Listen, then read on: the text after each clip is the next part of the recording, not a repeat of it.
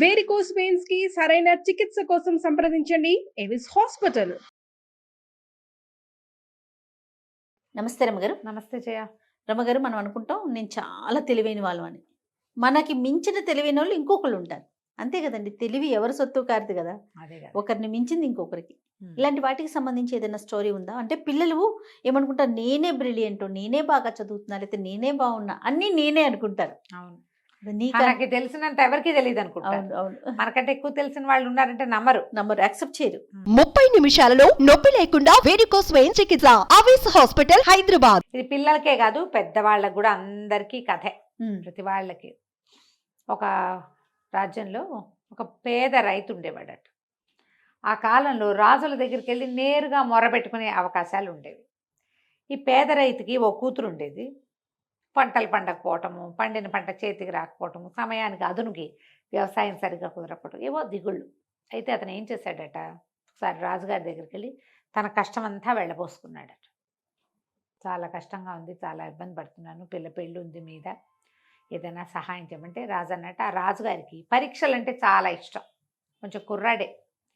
4 మంచి ప్రశ్నలు అడుగుతా, 4టి సమాధానం చెప్పు, నీకు సహాయం చేస్తానన్నాడు. ఏమిటా ప్రశ్నలు? అన్నిటికంటే వేగమైంది ఏది? అన్నిటికంటే బలమైంది ఏది? అన్నిటికంటే మెత్తనైంది ఏమిటి? అన్నిటికంటే సుఖం ఏమిటి? ఈ 4టికి సమాధానం చెప్పన్నాడు. ఊహించుకుంటూ ఉన్నాడు పేదవాడు. ఏం చెప్తాడు సమాధానం? రాజు అత్యంత తెలివైనవాడు. ఆయన గుణించుకుంటూ ఆ ప్రశ్నలు 4 మన్నం చేసుకుంటూ ఇంటికి వచ్చాడు. దిగాలుగా కూర్చున్నాడు. సహాయం చేయమంటే ప్రశ్నలు అడిగితే ఎట్లాగా? సరే, అక్కడి నుంచి కూతురు మంచినీళ్ళు తెస్తుంది. 17 ఏళ్ళు ఉంటాయి పిల్లకి. నీళ్ళ బిందె మోసుకొస్తూ, ఏ నాన్న మొహం వెళ్ళాడేసావు, ఏమైంది, ఎందుకు అట్లా ఉన్నావు, ఏమిటి అని అడిగింది. అడిగితే ఏనన్నాడు, అమ్మాయి రాజు దగ్గరికి వెళ్తే ఏదో సమాధానం లభిస్తుంది అంటే, సమాధానాలకు ప్రశ్నలు లభించినాయమ్మా నాకు అంటే, ఏం అడిగాడు నాన్న రాజుగారు? ఏం అడిగాడంటే ఈ 4 అడిగాడు. అసలు ఇందులో ఏముంది నాన్న, ఇందులో ఏముంది, అవేం కఠినమైన ప్రశ్నలు కాదే. అన్నిటికంటే వేగవంతమైంది ఏది? గాలి. గాలి అన్నిటికంటే వేగవంతమైంది. అన్నిటికంటే బలమైంది ఏది? భూమి. అన్నిటికంటే బలమైంది. నువ్వు ఎంత పెద్దది పడేసినా భూమి ఏమవుతుంది, అలాగే ఉంటుంది. భూమికి బలం ఎక్కువ, అంతే. అయిందా? అన్నిటికంటే మెత్తనైంది ఏది? చెయ్యి. ఎవడి చెయ్యి వాడికి. నువ్వు ఎంత అద్భుతమైన దిండు పెట్టుకున్నా తల కింద వాడి చెయ్యి పెట్టుకుంటాడు ఎవడైనాను. చేతి మెత్తదనమే కావాలి అంటే అదే కదా అన్నిటికంటే మెత్తది. నువ్వు అద్భుతమైన దిండు, హంసరెక్కలతో చేసిన దిండు పెట్టావు, కాసేపు ఇట్ట పడుకుంటాడు. పక్కకి తిరగగానే ఆటోమేటిక్గా ఏమవుతుంది, మన చెయ్యి మన తల కిందకు వచ్చేస్తుంది. ఎవడికి చెయ్యి వాడికి మెత్తగా ఉంటుంది. అది బక్కది కావచ్చు, లావుది కావచ్చు, అంతే కదా. అక్కడి నుంచి ఆఖరి ప్రశ్న ఏమిటి? అన్నిటికంటే సుఖవంతమైంది నిద్ర. దేంతోటి సమాధాన పడిన దుఃఖం కూడా నిద్రలో పోతుంది. నిద్రే కదా సుఖం. అంతే అంతే అన్నది అనేసరికి ఆశ్చర్యపోయాడు. ఆ అమ్మాయి రాజుగారు పెద్ద ప్రశ్నలు ఇచ్చాడు అనుకున్నా, భలే సులువుగా చెప్పేవే, సరే రేపు వెళ్ళి చెప్పేసి ఏమైనా పట్టుకొస్తానన్నాడు. మర్నాడు మళ్ళీ రాజుగారి దర్శనానికి పోయాడు. చెప్తే ఆయన ఆశ్చర్యపోయాడు. అబ్బా భలే సులువుగా చెప్పేవే, నువ్వే చెప్పావా ఈ సమాధానాలనండి అని అడిగాడు. నువ్వే చెప్పేటట్టే నిన్నే చెప్పేవాడు. ఆయన ఏమన్నాడు, నేను చెప్పలేదు నాయన మహారాజా, నేను చెప్పలేదు. నా కూతురు 17 ఏళ్ళది, పిల్ల చెప్పింది అనగానే ఈయనకి అమ్మాయి మీద సరదా వచ్చింది. సరే అయితే ఓ పని చెయ్యి, నీకు బహుమానానికి ఏముంది, నీకు సహాయమేకా చేస్తాను నేనని ఒక అంత దూదిపోచ పోగు ఒకటి ఇచ్చాడు, దారపోగు.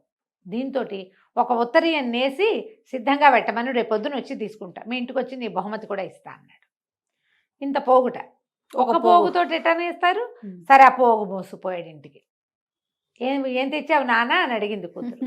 ఏం తెస్తానమ్మా, రాజుగారు సంతోషించాడు, మంచి సమాధానాలు చెప్పావన్నాడు, నీ తెలివితేటలను మెచ్చుకున్నాడు, ఈ దారపోగు చేతబుచ్చుకో, ఈ పోగుతోటే ఆయనకి ఒక ఉత్తరీయం తీసి పెడితే వచ్చి తీసుకుంటానన్నాడు. అనేసరికల్లా అమ్మాయి ఏం చేసింది, పక్కపక్కన విన్న దారపోగు అటు ఇటు తీసి ఓ చీపురు పుల్ల చేతికి ఇచ్చి, నాన్న ఈ చీపురు పుల్ల తీసుకెళ్ళి రాజుగారింటికి, దీంతో ఒక రాట్నం చేసి ఇవ్వమని, ఆయన్ని మగ్గం రాట్నం కాదు ఒక మగ్గం చేసి ఇవ్వమని, చేయించి ఇవ్వమని. ఈ చీపురు పుల్లతో మగ్గం చేయిస్తే నిమిషంలో నేస్తాను, ఈ పోగుతో నిమిషంలో నేస్తానని చీపురు పుల్ల ఇచ్చి నాన్నని మర్నాడు పంపించి. రాజుగారు చీపురు పుల్ల చూసుకున్నాడు. ఆయనకు అర్థమైంది పిల్ల ఇది ధీటైంది తనకి. సరే ఏమన్నాడు, అబ్బా మీ అమ్మాయి తెలివిగలది, సరే ఇంకొక మాట చెప్తా అని 100 కోడిగుడ్లు ఇప్పిస్తా, రేపొద్దుటికి 100 పిల్లల్ని చేసి ఇవ్వమను, 100 పిల్లల్ని చేసి ఇవ్వమను అనేసరికి ఏం చేయాలి? అరే 100 కోడిగుడ్లు పట్టరా అన్నాడు. ఒక పెద్ద బుట్ట నిండా 100 కోడిగుడ్లు పెడితే అవి తెచ్చి రైతుని ఎత్తున పెట్టారు, ఇంటి పట్టుకోవాలి. వాడు ఒక్క రోజులో ఎట్టా పొదుగుతారు? పైగా కోడి పిల్లల్ని మనుషులు పొదగటం ఏమిటి? అక్కడి నుంచి గుడ్లు మోసుకుపోయాడు, ఇంటికి వెళ్ళాడు, గుడ్ల బుట్ట దించాడు. ఏమిటి నాన్న ఇదే నీకు లభించిన బహుమానం అంది. కాదమ్మా, ఈ 100ని పిల్లల్ని చేయమన్నాడు రాజు, రేపు పొద్దున వస్తాడంటే సరే చేద్దాంలే పట్టు, ఎంత బాగున్నాయో అని చెప్పేసి ఒక 1/2 డజన్ గుడ్లు పగలగొట్టి అట్లు పోసింది, ఓ 10 గుడ్లు వేసి పులుసు చేసింది. చక్కగా నాన్నకు అన్నం వండి పెట్టేసింది. మధ్యాహ్నం గుడ్ల పులుసు కూర తిన్నారు, రాత్రికి గుడ్లు అట్లు పోసుకుని తినేశారు. పక్కింటి ఆవిడ వస్తే ఆవిడ కూడా 4 గుడ్లు చేతిలో పెట్టింది. అయిపోయినాయి. రాజు వెళ్ళిపోయాడు. అమ్మాయి రేపు పొద్దున్న చంపేస్తాడే రాజు, ఏం కాదులే నాన్న నేను చెప్తాను అని చెప్పి మర్నాడు పొద్దున ఏం చేసింది, మీ 100 గుడ్లు పిల్లల్ని పెట్టి సిద్ధంగా ఉన్నాయి. అయితే పిల్లలు కోడి పిల్లలు ఏవి తింటల, వాటికి ఒక్క రోజులో పండిన పంట అయితేనే తింటాయిట. అది అడి పట్రా రాజు దగ్గరికి వెళ్ళి మళ్ళీ పోయాడు రైతు. ఒక రోజులో పండిన పంట ఉంటుందా? పంట ఎన్నాళ్ళు పండాలి? 4 నెలలు కనీసం. చాలా సరదా వచ్చింది, ఆ పిల్లని చూడాలనిపించింది రాజుకి. సరే ఏమన్నాడు, అలాగేలే ఆ పంట ఏదో పట్టుకొస్తాను, గుడ్లు ఉంచారా తినేసారా అని అడిగాడు. రైతు కాస్త మొహమాట పడి నిన్న పులుసు చేసిందండి అని చెప్పాడు. వీళ్ళకి అర్థమైపోయింది మర్నాడు ఏం చేసింది, పిల్ల తండ్రి వచ్చి చెప్పాడు, రేపు పొద్దున్నే రాజుగారు మన ఇంటికి వస్తానన్నారంటే పిల్ల చక్కగా వాకిలు కడిగి ముగ్గేసి మండిగానికి పసుపు రాసి బొట్టు పెట్టి గుమ్మాన్ని, మరి రాజుగారు వస్తుంటే స్వాగత సత్కారాలు ఉండదు, గుమ్మానికి తోరణాలు కట్టి చక్కగా తయారై కూర్చుంది. రాజుగారు గుర్రం మీద వచ్చాడు.